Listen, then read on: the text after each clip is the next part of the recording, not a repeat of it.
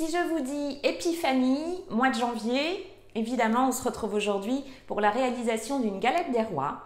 Je vous propose de confectionner tout d'abord une pâte feuilletée inversée. Ça donne un super feuilletage très croustillant.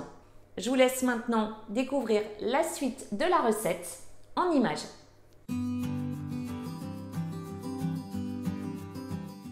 Je commence par la réalisation du beurre manié. C'est tout simplement du beurre que je mélange à de la farine.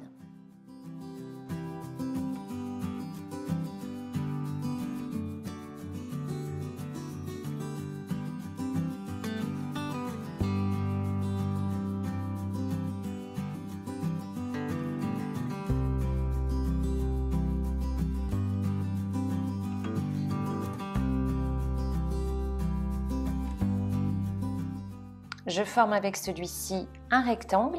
Je n'hésite pas à bien fariner mes mains.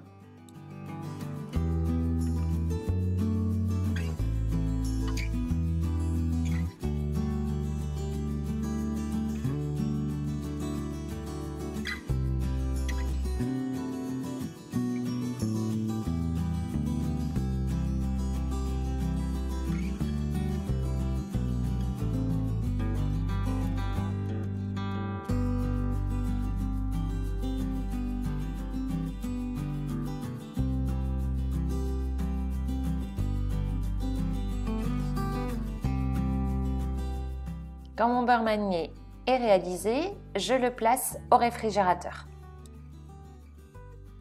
Je réalise ensuite la détrempe en mélangeant ensemble du sel,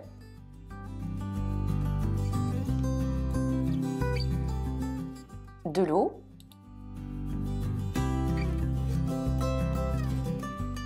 de la farine. Alors pour la détrempe, j'utilise de la T55 et pour le beurre manié de la T45. Et je termine par ajouter le beurre. Si vous n'avez qu'une seule farine, vous pouvez le faire avec une farine classique, soit tout en T45, soit tout en T55.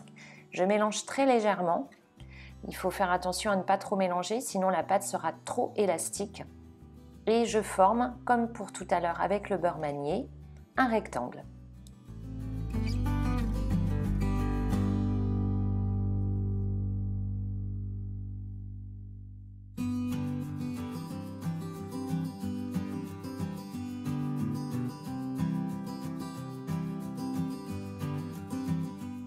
Et je place également la détrempe au réfrigérateur pour 30 minutes. Vous pouvez les laisser plus longtemps, le beurre manié et la détrempe. Alors après 30 minutes, vous pouvez également le faire la veille et laisser, les laisser toute la nuit au réfrigérateur. Bon, moi je suis assez pressée aujourd'hui, donc après 30 minutes de repos au réfrigérateur, je commence à réaliser ma pâte feuilletée inversée. Pour celle-ci, j'étale donc le beurre en farinant bien le plan de travail. Il ne faut pas hésiter à bien mettre de la farine et je l'étale pour pouvoir y mettre à l'intérieur la détrempe.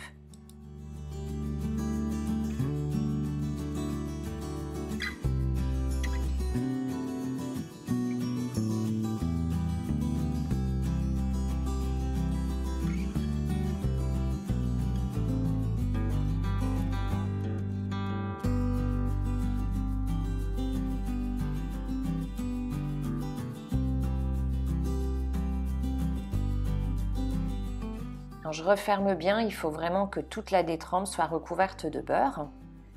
Et j'étale pour réaliser un premier tour double.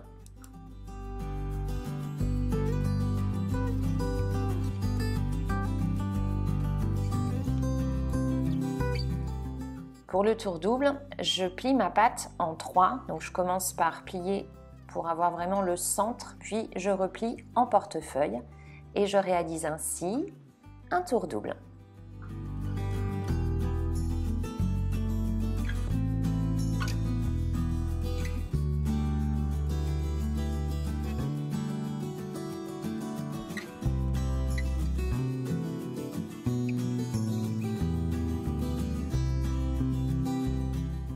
Puis je place ma pâte au frais. Les temps de repos au frais sont très importants dans la réalisation d'une pâte feuilletée.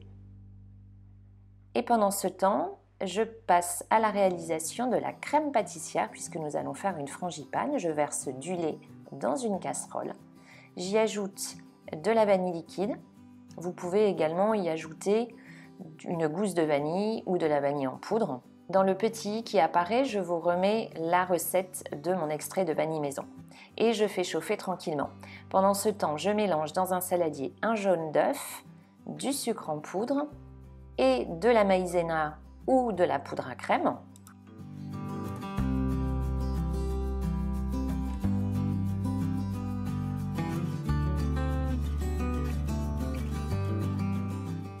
Je blanchis le tout à l'aide du fouet et quand mon lait est chaud, j'y verse un tiers de celui-ci dans ma préparation. Je fouette à nouveau et je remets le tout à chauffer.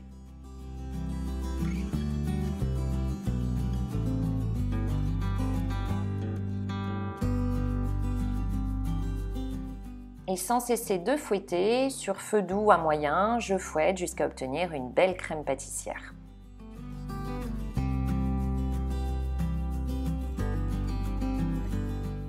Je la place dans un contenant, je la filme au contact et je la place au réfrigérateur.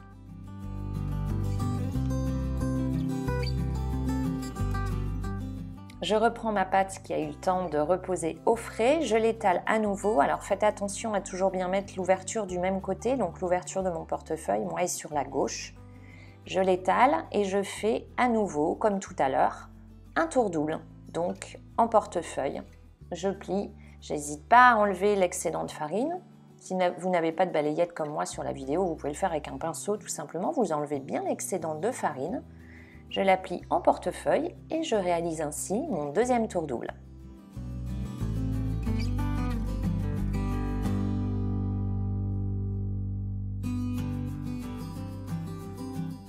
J'en suis donc à 2 tours doubles, soit 4 tours simples.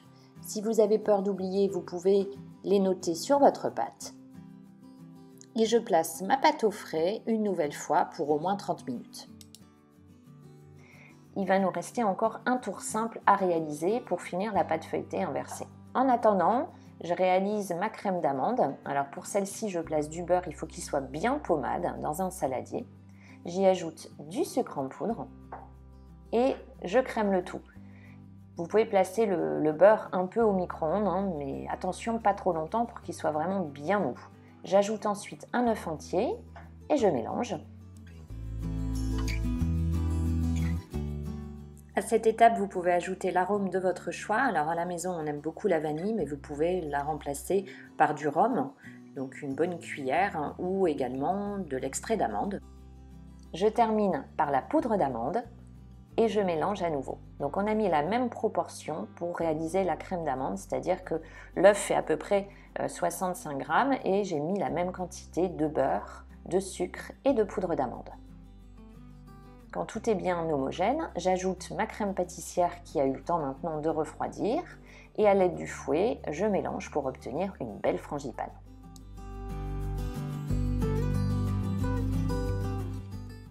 Je filme au contact et direction le réfrigérateur. Alors je reprends ma pâte, donc entre chaque manipulation et chaque tour, placez-la bien au réfrigérateur 30 minutes au moins, vous pouvez la laisser plus longtemps. Je réalise cette fois-ci un tour simple, donc je plie en deux. J'enlève encore une fois l'excédent de farine, je mets toujours l'ouverture du même côté, donc pour moi du côté gauche. Et la pâte feuilletée inversée est maintenant prête. Donc j'ai réalisé le dernier tour, le tour simple. Je la mets une nouvelle fois au réfrigérateur. Il faut qu'elle prenne bien le froid avant de confectionner la galette des rois.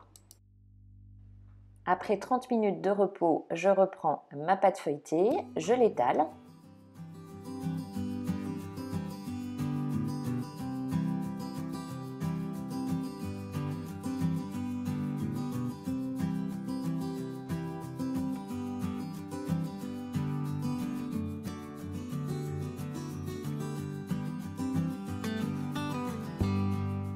Je place un cercle donc pour l'empreinte de ma galette, donc il en faut 2. Si vous n'avez pas de cercle, pas d'inquiétude, vous pouvez le faire tout simplement avec une assiette. Et vous découpez donc le contour pour obtenir vos 2 pâtes. Alors ne jetez pas l'excédent de pâte feuilletée, vous l'emballez bien, ça se conserve très bien au réfrigérateur.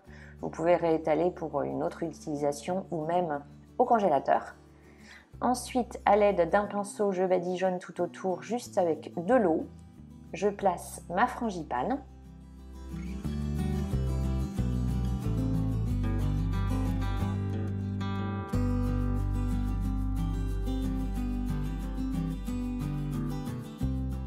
Je n'oublie pas la fève.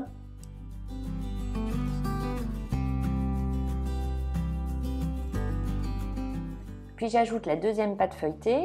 Alors, je fais bien adhérer les bords. Attention de ne pas trop appuyer sur les côtés. Il faut appuyer pour que la frangipane ne s'échappe pas lors de la cuisson, mais il ne faut pas non plus écraser votre pâte feuilletée. Puis, je la retourne. Elle sera ainsi plate et ce sera plus facile pour la décorer. Je badigeonne alors d'un mélange de jaune d'œuf et de crème liquide à 30% de matière grasse. Je fais attention à bien badigeonner, donc toujours dans le même sens. Et je place ma galette au réfrigérateur pour 30 minutes. Après les 30 minutes, je badigeonne une nouvelle fois. Faites attention de ne pas mettre de jaune sur les bords de la galette, sinon elle va avoir du mal à se développer. Je crée un petit trou, donc j'utilise un pic à brochette, vous pouvez utiliser une lame de couteau. Et je décore selon mon inspiration du jour, donc j'ai fait tout simple. Alors avec le pic à brochette, faites attention, enlevez bien à chaque fois l'excédent de jaune, de dorure. Ensuite, je crée des petites cheminées donc, sur tout le tour de la galette. Ça va permettre à la frangipane, à toute la vapeur de s'échapper pendant la cuisson et éviter que la galette ne craquelle. Et je place dans un four préchauffé à 170-180 degrés en chaleur tournante pour une durée de 45 minutes. Et ma galette est prête. Comme je vous l'avais dit en début de vidéo, on obtient un super feuilletage avec la pâte feuilletée inversée. J'espère que la recette vous a plu. Si c'est le cas, pensez à la liker, pensez à vous abonner. N'oubliez pas d'activer la petite cloche pour recevoir une notification dès que je publie une nouvelle vidéo. À très vite pour une prochaine recette et prenez bien soin de vous.